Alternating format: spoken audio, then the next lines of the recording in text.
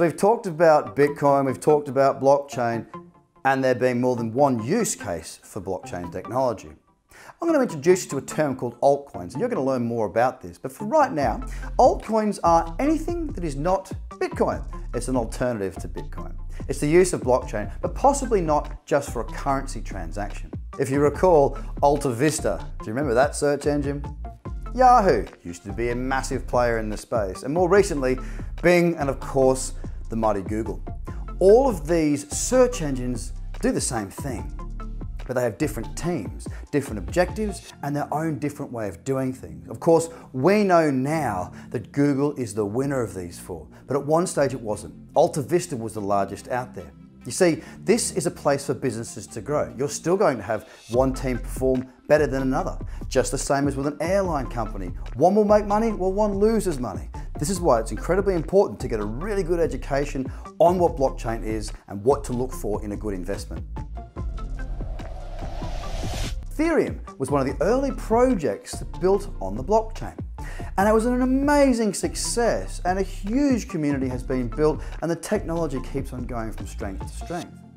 The interesting thing with Ethereum is it's almost like the underlying internet, in a sense, because you can build on top of the Ethereum network, and many businesses or many ideas, projects, and tokens build on that platform. Think about the internet. I don't really understand how it works, and most of you probably don't either. But you're watching this through the use of that internet, and that's powerful. The Ethereum network is something where you can build upon it. Much the same as not every website's the same, but they all require the internet. It's brought a lot more businesses into the space because it's already got a ready-made place or platform to build upon. Now, why is there more than Bitcoin? Why are there a lot of altcoins? Because as I said before, there are a lot more use cases on the blockchain than just transacting in currency. And this is where amazing opportunities lie, and the space will continue to develop and grow over time. So how do you buy crypto? How do you buy Bitcoin? How do you get involved? Well, there are two options. There's the old school and the new school. You can buy your crypto through a broker. Now, the best way to describe this is by describing something you're probably familiar with, and that's buying stocks and shares. You can go down to your local stockbroker, sit down, pull up a chair, and talk about stocks till the cows come home.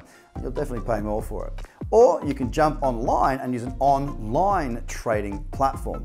Now, in both cases, you'll still need to convert your fiat currency, your US dollars, Australian dollars, whatever currency you're working with, into that of stocks, shares, or in this case, Bitcoin or cryptocurrency. The wise way of doing it for most people, the easier way, the faster way, the less painful way is to go through what we call an exchange.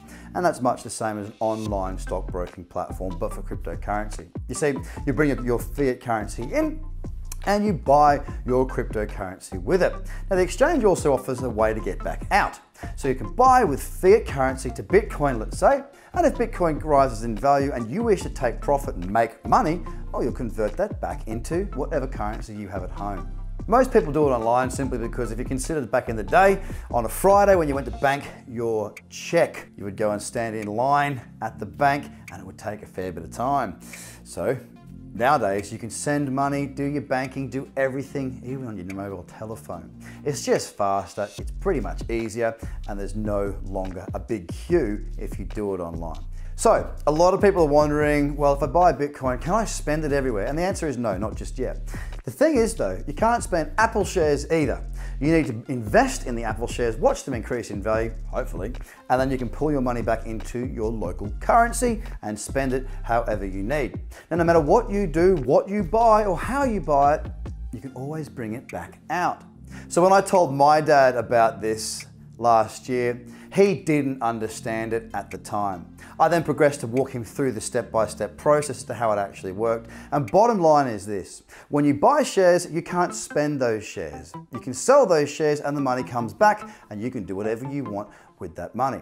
Now, one of the best things about Bitcoin is that if you can't afford one full Amazon stock, for example, you can buy a part of a Bitcoin. You don't need to buy a whole Bitcoin. If Bitcoin's past your affordability to buy one, you can buy a minute incremental amount, and that gets you into the space. So it really is inclusive. Everybody's available to trade this market, buy this market, invest in this market, and use this market to their advantage.